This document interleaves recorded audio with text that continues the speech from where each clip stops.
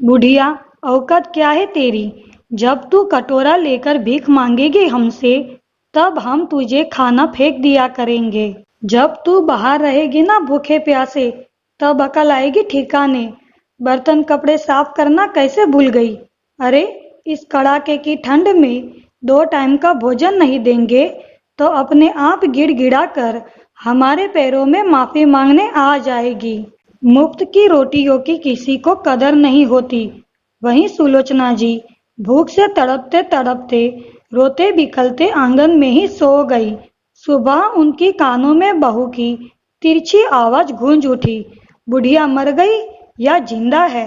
झटपट उठकर सुलोचना जी हाथ जोड़कर कहने लगी, कल रात से हमने कुछ नहीं खाया बहू, हमें बहुत भूख लगी है, थोड़ा खाना दे दो।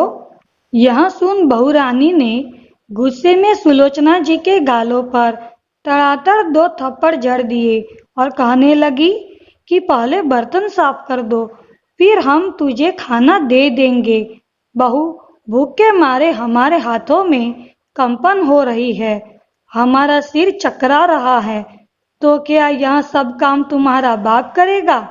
लेकिन सुलोचना जी के पड़ोस में रहने वाले सौरभ ने सुलोचना जी से कहा, दादी, कब तक आप यह सब सहोगी?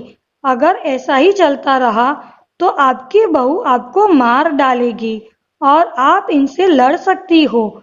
यह घर आपके नाम पर है, तो क्यों आप यह सब सह रही हो? सौरभ की बातें सुन सुलोचना जी के अंदर एक आत्मविश्वास जाग उठा। उन्होंने अपनी बहू को जोरदार तमाचा झड़ते हुए कहा, बहू, ये घर तुम्हारे बाप का नहीं है, तुम अपने मायके से दहेज में नहीं लाई हो, निकलो हमारे घर से।